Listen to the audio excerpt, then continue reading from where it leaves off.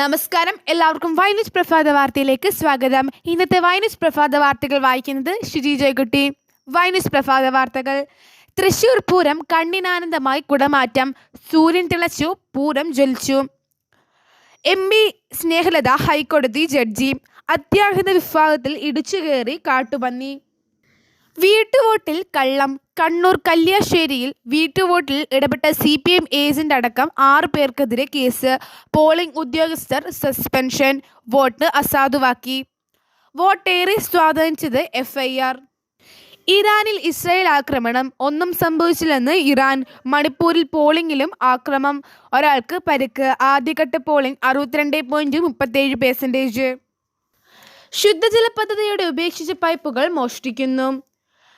ജില്ലയിൽ 109 വയസ്സുള്ള 4 പേരുണ്ടെന്ന് സർക്കാർ. ഇവരെ പറ്റി മനോരമ ലേഖകർ അന്വേഷിച്ചപ്പോൾ കണ്ടത് ഇങ്ങനെ: 4 പേരിൽ 3 പേരുടെ പ്രായം തെറ്റ്. വയസ്സ് കമ്മീഷൻ പറഞ്ഞതെങ്കിലും എത്രയോ കുറവ്. പ്രേംചന്ദ്രന്റെ ഭാര്യ ഡോക്ടർ ഗീതയും മകൻ കാർത്തിക്കും പ്രചാരണത്തിൽ സജീവം. തപാൽ വോട്ട് സംവിധാനം ബുദ്ധിമുട്ട്. ആഴക്കടലിൽ മിന്നലേറ്റ് ബോട്ടിന് തീ പിടിച്ചു. 10 തൊഴിലാളികൾ ഉണ്ടായിരുന്ന ബോട്ടിൽ തീ പെട്ടെന്ന് കെട്ടും. 5 ലക്ഷം രൂപയുടെ നഷ്ടം. വേനൽ മഴ. ഡെങ്കിപ്പനിക്കെതിരെ ജാഗ്രത വേണം. പാലസ്തീൻ. UN അംഗത്വം വീറ്റോ ചെയ്ത US. ഇന്ത്യക്കുൾപ്പെടെ G4 രാജ്യങ്ങൾ രക്ഷാസമിതിയിൽ വേണം. US.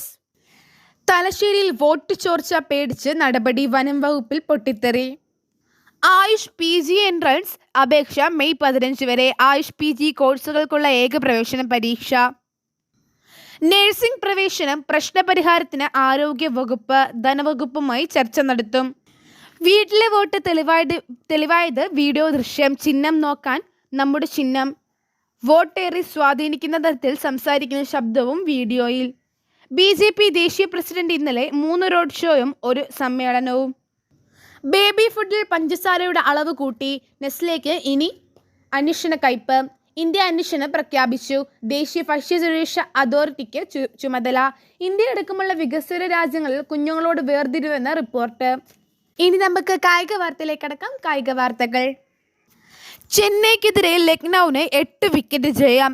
കേരള ബ്ലാസ്റ്റേഴ്സിനെതിരെ 2-1 തോൽപ്പിച്ച് ഒഡീഷ ISL സെമി ഫൈനലിൽ. ഒഡീഷയുടെ വിജയ ഗോൾ പിറന്നത് എക്സ്ട്രാ ടൈമിൽ.